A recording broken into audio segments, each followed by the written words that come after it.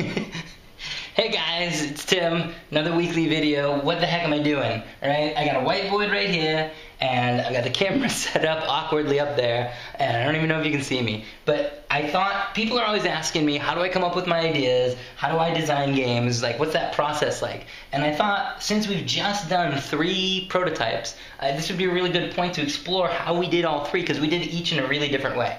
So hopefully that's useful. So let's just get started. Alright, the first prototype we did was Chess the Gathering. And as it sounds, this is kind of a mashup between 2 games. One being chess, that's chess apparently, and one being Magic the Gathering.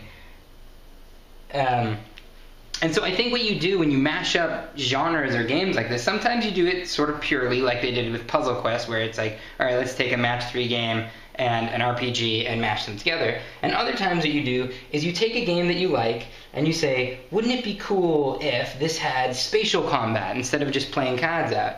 And oh, I really love the spatial combat there is in chess, but chess is purely deterministic and a lot of people won't play it with me. So what if, that's supposed to be a plus.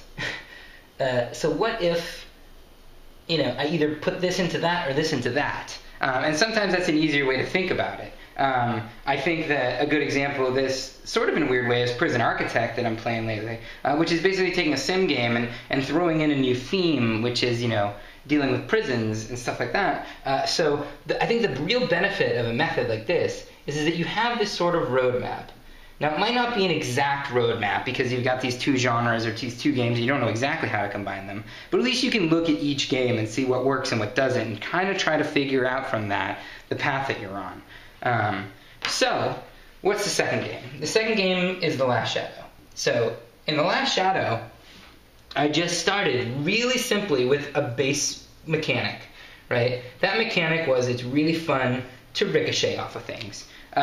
So what I think you do with this is that you start with a core mechanic and then you just sort of spiral out from there with all of your mechanics. So you drive everything around this core mechanic and you build the game out from there, everything driving from that. So you might start doing things like, oh, what if I could just keep ricocheting, or stick the surfaces once I bounce to them, or what if certain surfaces made noise?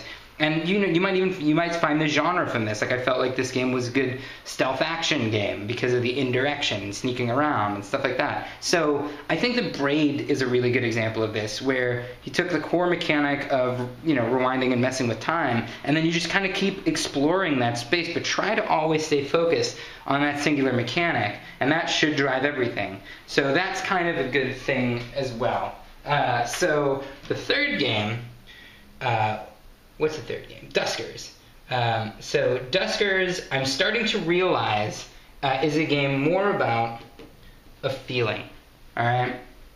And let me walk you through what Duskers was. So when Duskers started, the idea was there were these 2 guys, right? And what they did was they explored derelict spaceships, right? So they would come along an old derelict spaceship and they would scavenge it for loot. And sometimes there were bad things in there. So one guy would immediately head to the control room so that he could basically help out the guy who then headed in to explore the ship. And he probably was the one that was in the most danger. So the idea would be is that this guy goes to the control room and he's opening up doors, he's maybe powering different areas of the ship to arm their defenses or to see through cameras and stuff like that, and this guy's kind of going through and trying to not die while getting all the loot. Alright, so let's represent that by this. Alright, so this is the kind of nougaty center of the idea. Alright, so then what happened was that I looked at this and I said, this is a 2-player game, I see it as all this 3D atmosphere and stuff like that, and I don't think I can make that game. God bless Chris Hecker and Spy Potty. I think it's awesome that he's making a purely 2-player game, but I didn't have the nuts to do that. So what I did was I took what I felt was the core that I really liked about this, which is exploring a derelict spaceship, and I said, all right, how do I wander over here toward single-player land, right? So what I did was I eliminated this guy, because I personally like playing this guy, and I replaced him with drones. So this is the outsourcing of humans as we see it in the future. So what this did was this kept the nougaty center of exploring a derelict spaceship, and then it kept the idea that I felt really worked with it, which was kind of exploration, if you will. let's go ahead and add that in here, which is Y. And then, but it removed out the the requiring 2 players element, which I felt was really cool. So then I went and started making the prototype.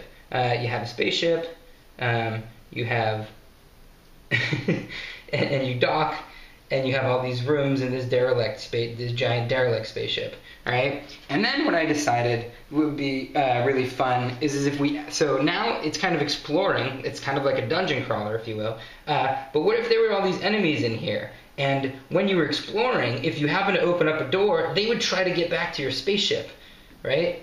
And if they got back to your spaceship, you'd be totally toast. And this, I think what I was doing with this was I was wandering around and I was trying to find a roadmap. So I was like, what if I mixed dungeon crawler with tower defense, right? So when they're trying to get back to your ship, you set up the drones as turrets, and that's a cool mashup. That didn't work. When I made the digital prototype, I found that exploring with these drones was really fun. But the tower defense aspect just wasn't fun because of some of the constraints I had on myself from before. So that didn't work. So then I was like, okay, well, how do I keep the elements that I like, which is we explore derelict spaceships and we use these drones to explore this ship, which is really fun. And how do I get rid of the things that I don't like, which is sort of like what I was saying here, or here where now you're starting to base it around mechanics. And what we did is that we decided, what if there wasn't combat? Like, that's not what this game is about. This is about exploring ships, and this is about this control room and how cool that is. So now we put the focus back on the control room, which is basically, hey, what if the drones were in there, and we had to rewrap, we had a, kind of like Alien 1, Alien, where we're kind of closing doors and herding the alien into areas that we want it to be, that aren't the areas that the drone is, so that they can explore and get out the money. And let's just call that Z. So at this point, we finally had a game that I think was pretty fun. And I personally feel that this is an example of this kind of finding it by feeling is kind of like, as Alex Austin told me about Sub Rosa. He wanted these group of guys to meet in a parking lot and have to exchange a briefcase, and things could go horribly wrong. And that was like the feeling that he kind of wanted to get out of that game, and then he started making it. I think FTL did this with, what if you were on the Starship Enterprise and everything went horribly wrong? So I think that this is a cool way to go, because I think the advantage of this is because I went through this weird path through the DAC where I didn't know what I was doing. I think that the good thing about that was I ended up with a game that I feel is very unique and very different. But the negative of this is it's not as rock solid as some of these ones, because you kind of have these things to revolve around, and what I'm doing here is I guess I'm finding that thing and then continually searching and then taking out the good and moving on. So that's kind of our process for the last 3 prototypes. Hope that was useful in some way. If you want to check out any of these guys, you can go to games.misfitsaddict.com. I'm going to make that site prettier in a little bit. And otherwise, I will see you next week. Later.